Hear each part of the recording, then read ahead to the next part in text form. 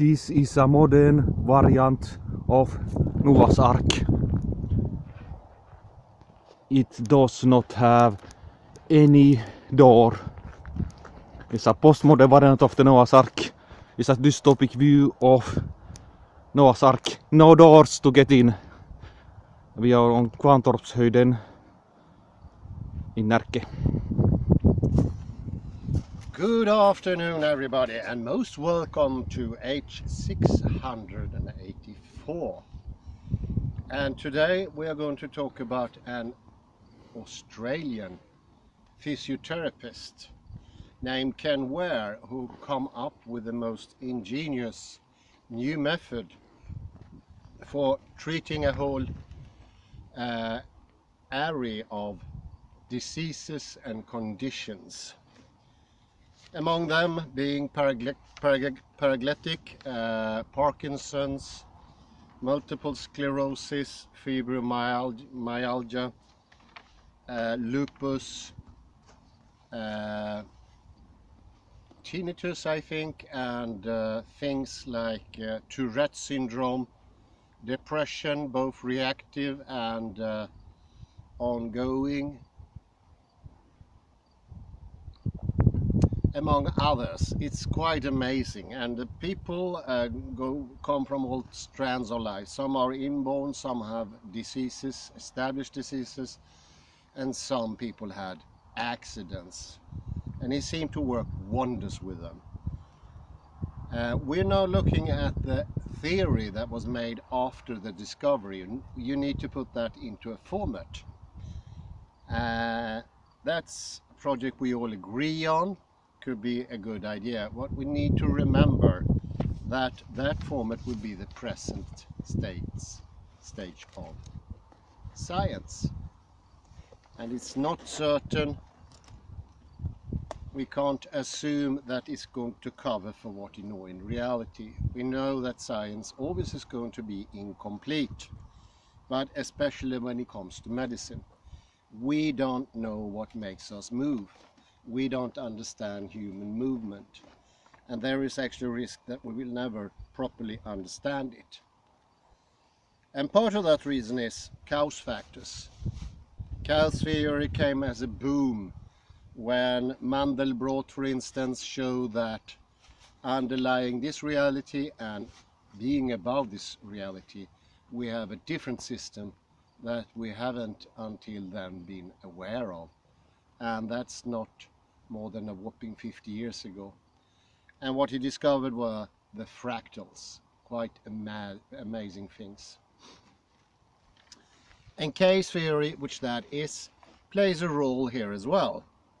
And it turns up in this article by, let's see here, Ken Ware wrote together with,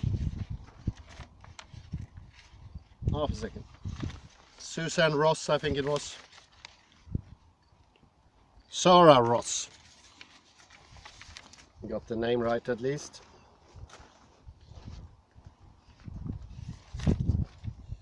Living on the edge, what can one say?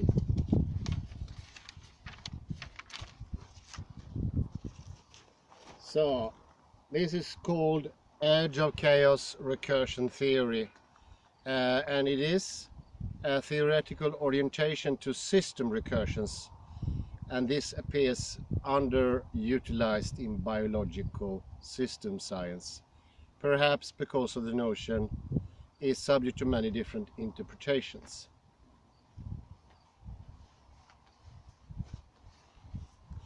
Recursive dynamics form a central premise for attempting an explanation for the therapeutic dynamics and evident effects that is on Ken Ware's method.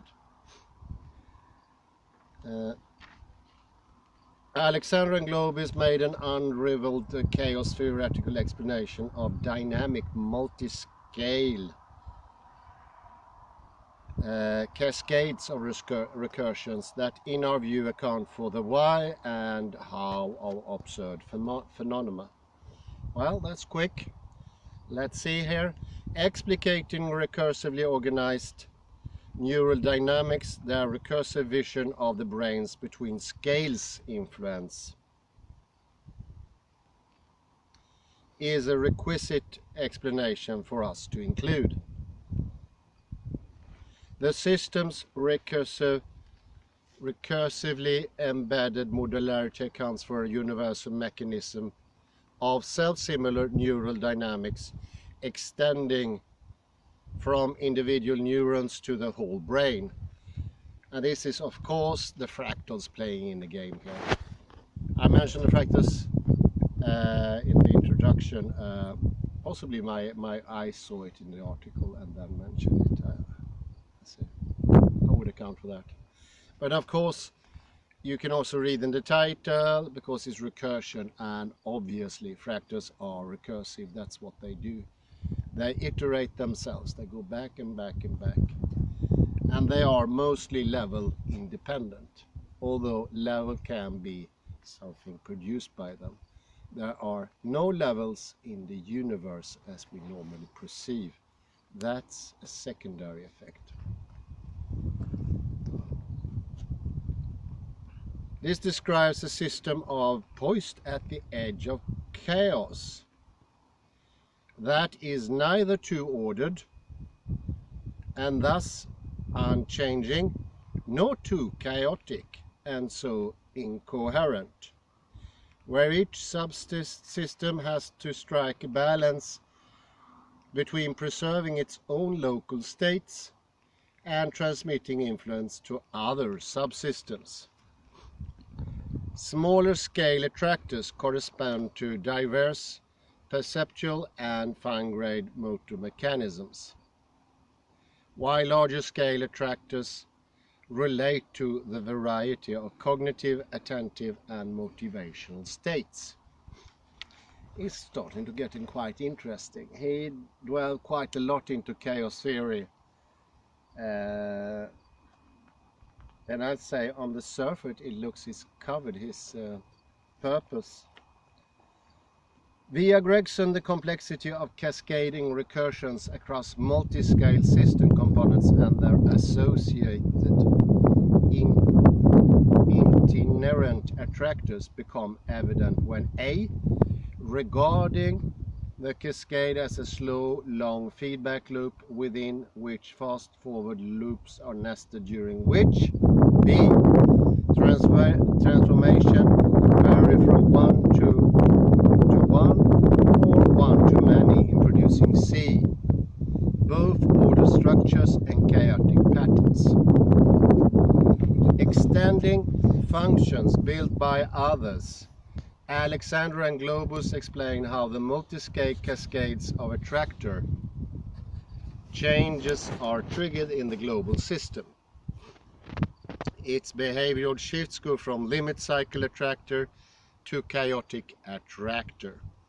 These shifts vary depending on the varying relationship of two conditions. A,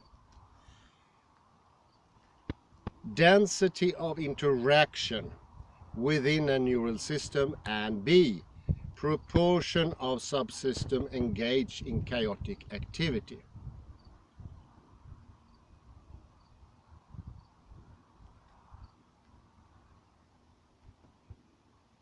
As a result, this involves more than a shift in between scales influence. The influence is now a projection from ordered system and reception by chaotic system. Rather, I say, here we go. The recursive picture that results in is on multiple scales of a neural system, and each poised near the edge of chaos. Destabilization of dynamic at one scale of organization to a chaotic regime can lead to cascades of chaotic shifts up and down the neural level structure. This corresponds to an opening up of influence across the scales of neural systems and a brain-wide receptive mood. Coherence emerging at one scale of organization can result in cascade of ordered shifts up and down the neural level structure. This corresponds to shutting off influence between scales of the neural system in a brain-wide decision mode. So it goes all over the brain, it's not localized, the effect is transponded all over the cerebral hemisphere, if you like. And that is quite interesting, because here it covers for that enigmatic problem: what is the relation between the parts and the whole?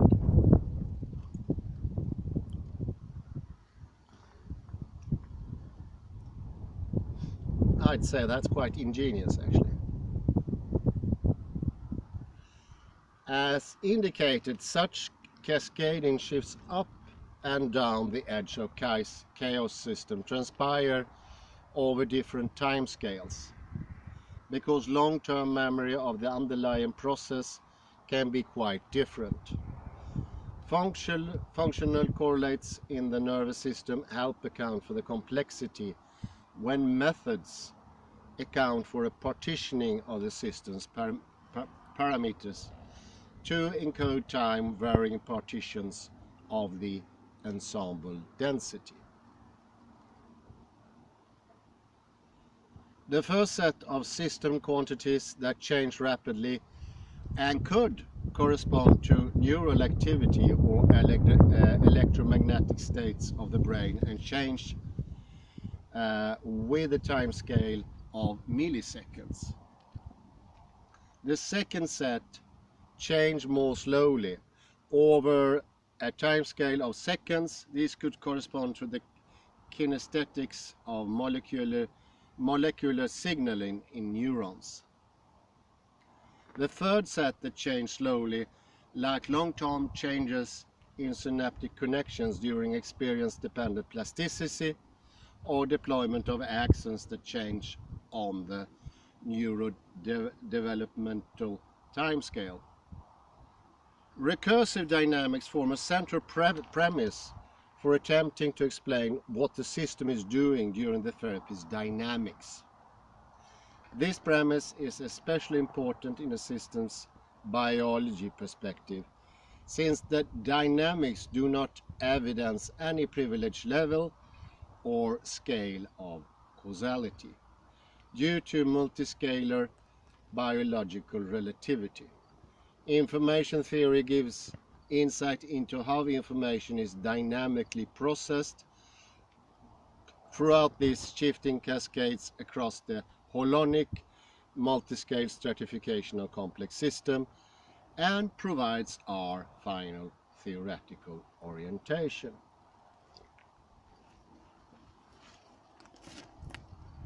So there you have the whole theory in one easy wrap. And the thing I was pondering about there is no indication of fractal time here. Time seemed to be defined in an odd manner, maybe classical physical. I think a lot of this problem should actually be addressed through fractal time. That's my first view on the whole thing. That could go on to help the shifts in perception, the directionality, and also how the recursion works. With fractal time, that would be easy to understand, and that's also the actual time. Well, time is fractal.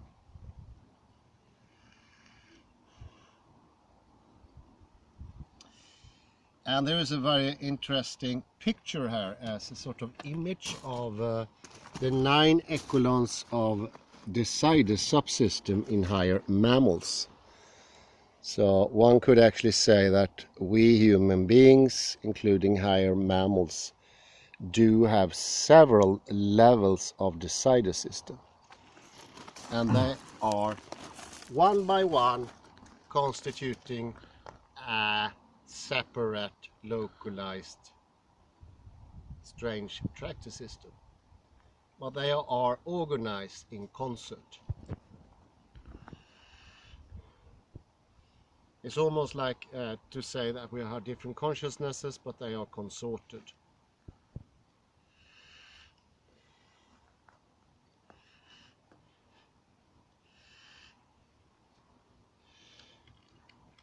To make this flesh this out a little bit more, the authors Sarah and Ken has added information theory, and I think that could be good. Information theory shares a lot of significant traits from case theory, especially these days.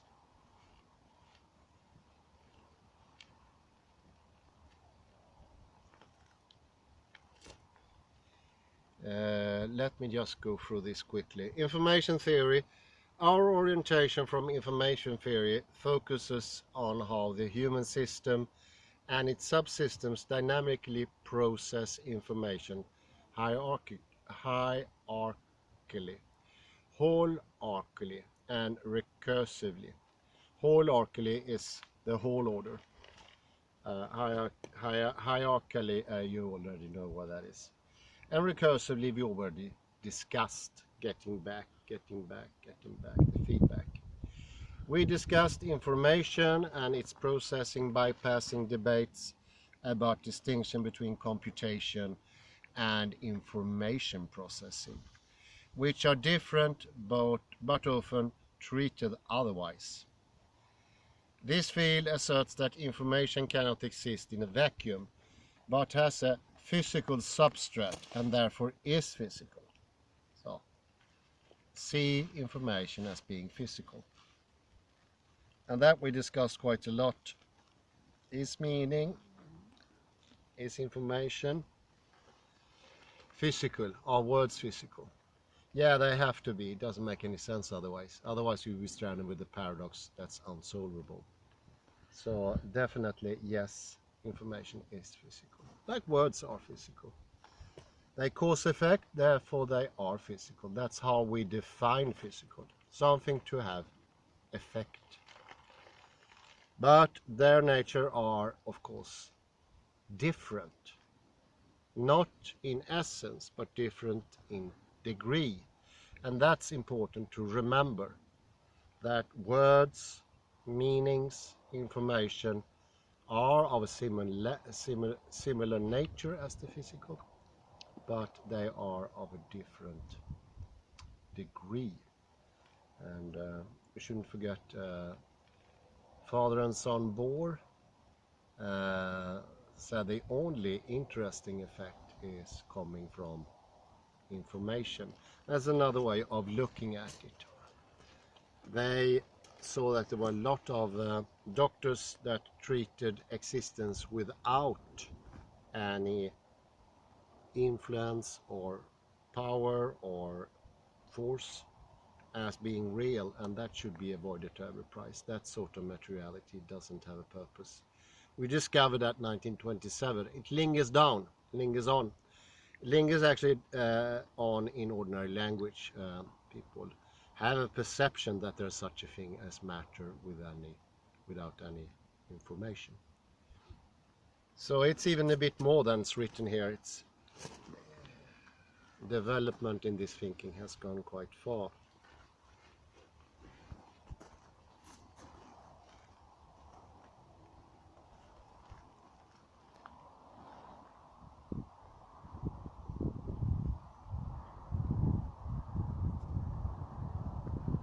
How do we understand the nature of physical information is the leading question. Now we already established that information is physical. The literature assumes different answers.